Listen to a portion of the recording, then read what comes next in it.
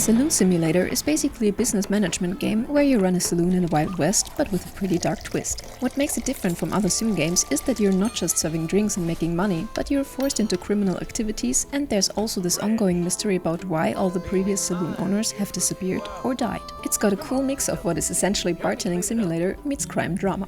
You play someone who loses everything in a poker game to a guy named Mr. Locke and gets thrown off a train in the middle of nowhere. You end up in this almost ghost town called Blueberry, where you have to run a completely trashed saloon to pay off your debt. The place is a mess when you start. Broken furniture, dirt everywhere, cobwebs, and you have to clean it all up and make it work again. And the bartending part has lots of detail. You mix actual drinks with specific recipes like stone fence or chin fix, and you cook food too. Each customer has different things about them, like how thirsty they are, how likely they are to start fights, how much money they have, and how dirty they'll be. You can change these things by picking different furniture and decorations for your saloon. But here's where it gets interesting. There's this guy who basically forces you into helping with illegal stuff.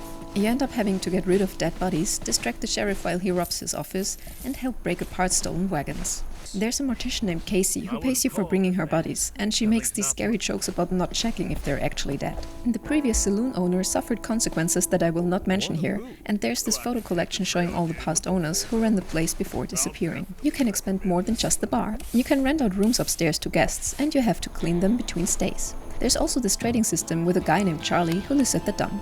You bring him trash and he gives you furniture and decorations in return. And the town itself feels really empty and dangerous. There are missing person posters everywhere, barely anyone lives there, and everyone seems to be involved in shady stuff somehow. You've got Jack the supplier, who brings you ingredients, Earl, who makes furniture but seems to work for some boss, and Sheriff Custer, who's supposedly there to keep order but mostly just drinks and acts tough. The system for changing how your place looks lets you arrange furniture, choose decorations, and set up your saloon however you want. Different furniture changes the customer's behavior. Some make them thirstier, some make them hungrier, some make them more likely to cause trouble.